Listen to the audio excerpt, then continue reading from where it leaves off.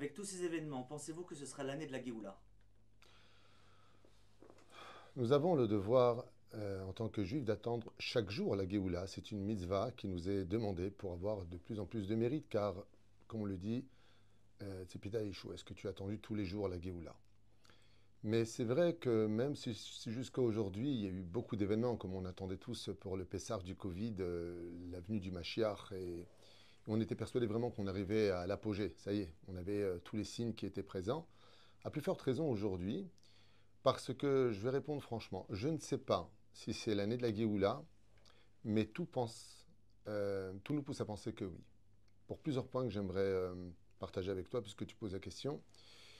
Le premier point, c'est que Abraham est né en 1948, depuis la naissance d'Adam Arishon, qui correspond au Yom HaAtzmaut de l'État d'Israël, et que dans cette paracha de Lech Lecha, où nos soldats réagissent sur le territoire de nos ennemis, eh bien, il avait 75 ans.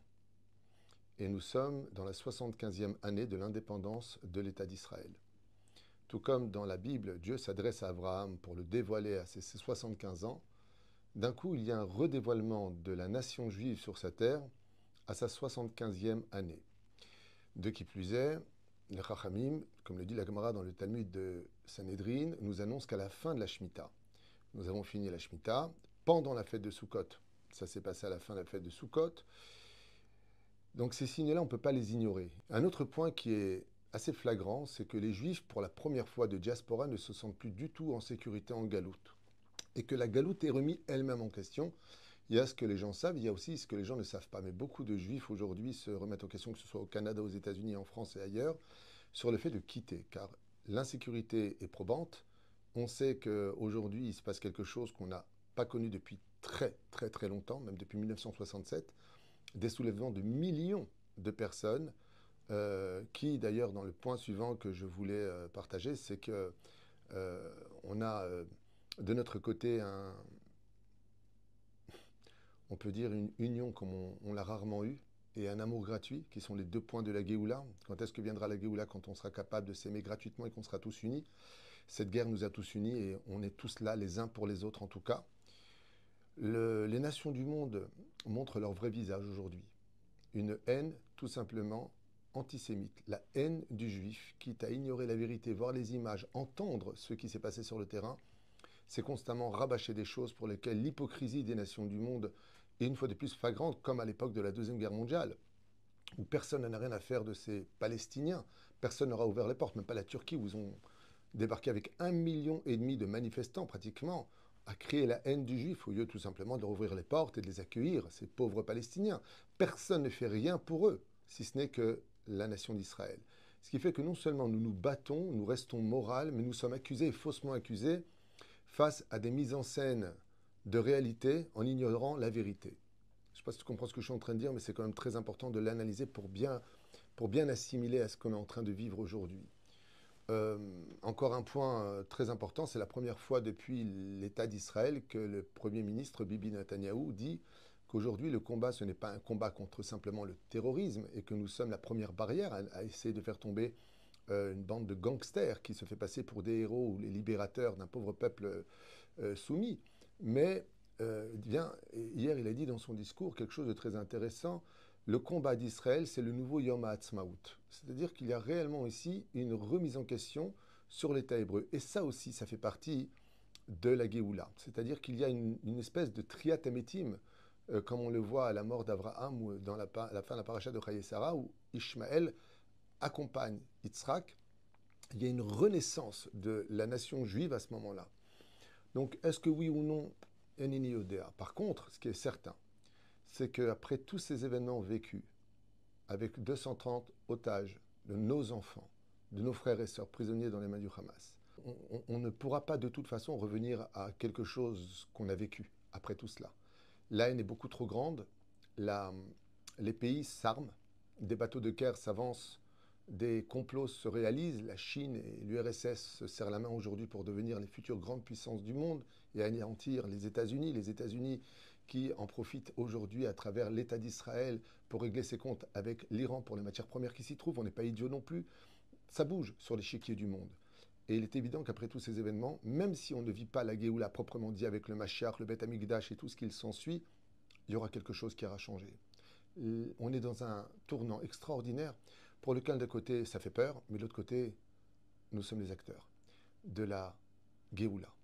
Donc je ne sais pas si ce sera la Géoula telle que le Talmud nous l'a promis, avec la paix dans le monde et une seule religion, celle où l'Esprit de Dieu planera sur toutes les nations. Tout le monde saura que Israël, c'est Israël. Mais quoi qu'il advienne, aujourd'hui, il y a une grande remise en question, un point d'interrogation énorme qui apparaît à l'horizon. D'un côté, ça fait du bien, parce qu'on voit les vrais visages. On voit vraiment les vrais visages des nations. On voit vraiment cette haine des gens qui nous accueillaient, comme en Turquie, où on a beaucoup enrichi la Turquie. On vient faire ses dents là-bas, on vient faire les pousses de cheveux, on vient faire des opérations, on visite la Turquie, il y a énormément d'Israéliens. Et puis, c'était toujours le drapeau d'Israël. Et puis, on voit aujourd'hui qu'on marche sur ce drapeau. On voit que dans tous les pays, comme l'Indonésie, quel rapport entre l'Indonésie et le conflit israélo-palestinien? Il n'y a pas de rapport entre les deux, et pourtant ça a été la manifestation la plus virulente avec l'Afghanistan. Quel rapport avec vous? Quel rapport avec la Chine dans tout cela? Mais dès qu'il s'agit de juifs, et dès qu'il s'agit aujourd'hui d'un combat universel pour battre le terrorisme, pour essayer d'expliquer notre légitimité, eh bien, à travers les médias, à travers les pays, à travers tout ce qui se passe, il n'y a même plus une recherche de la vérité. On n'est pas à la recherche de la vérité. On est à la recherche d'une réalité. Et j'aimerais juste finir avec un point qui me tient tellement à cœur. Je me suis entretenu avec une personne très sympathique qui, lui, par contre, cherchait l'honnêteté. Et il me dit, oui, mais tu sais, ce pauvre peuple palestinien. Alors je lui dis justement, puisque tu me parles du peuple palestinien qui est une réalité, est-ce une vérité? Il me dit, je ne comprends pas. Je lui dis, bah, quand tu regardes aujourd'hui, il y a une réalité, il y a un peuple palestinien. Mais est-ce la vérité? Alors il me dit, approfondissez la question. Je lui ai dit, est-ce que tu peux me raconter l'histoire du peuple palestinien? Et là, il y a eu un blanc. Je parle de quelqu'un qui est très savant, très instruit en histoire, et il m'a dit, bah, écoute, je sais pas, on dit qu'il y a toujours eu ce peuple ici. Je lui ai dit, montre-moi, s'il te plaît, l'histoire du peuple palestinien. Moi, je vais te raconter l'histoire de mon peuple. Tu as le temps, parce que ça prendra des années. Qui est le peuple d'Israël? Tu connais la Bible? Nous sommes ce peuple. Raconte-moi l'histoire du peuple palestinien. Parle-moi d'eux à l'époque des Ottomanimes. Non, perdons pas de temps. Parle-moi d'eux à l'époque du mandat anglais. La colonisation anglaise, le mandat anglais sur la terre d'Israël. Parle-moi du premier roi des Palestiniens, du premier dirigeant des Palestiniens, de l'origine des Palestiniens et plus que cela encore. Montre-moi le drapeau des Palestiniens avant 1948, avant 1936. Tu y découvriras une Magen David sur lequel il est marqué Palestine parce qu'Adrien l'a montré, mais montre-moi l'histoire du peuple. D'où vient ce peuple? Il me dit, mais quoi, il n'y avait pas des familles? Ah, tu parles de nomades qui traversaient ce pays. Parce que dans l'histoire, on n'a jamais entendu parler de ce peuple. Il est apparu quand les Anglais se sont retirés en créant ce peuple palestinien, qui aujourd'hui est une réalité, mais pas une vérité. Et à la fin des temps, la Gemara nous dit que le signe le plus flagrant de la Géoula, c'est quand la vérité sera totalement annihilée, disparue, n'intéressant plus personne. Les gens se baseront sur des réalités, de photos, qui seront truquées ou qui seront falsifiées, peu importe. Mais un cri sera, vous êtes des assassins, vous avez volé la terre d'un peuple. Et ça, c'est marqué dans Rachi. Ça, c'est juste avant la Géoula. Alors, est-ce que c'est cette année? Est-ce que c'est demain? Est-ce que c'est le nouveau Pessah qui arrivera? J'en sais rien. Mais en tout cas, pour répondre à ta question par rapport à tout ce qu'on vient de dire, il est fort probable que ce Pessah, nous montons tous au Beth Amikdash danser avec la vérité.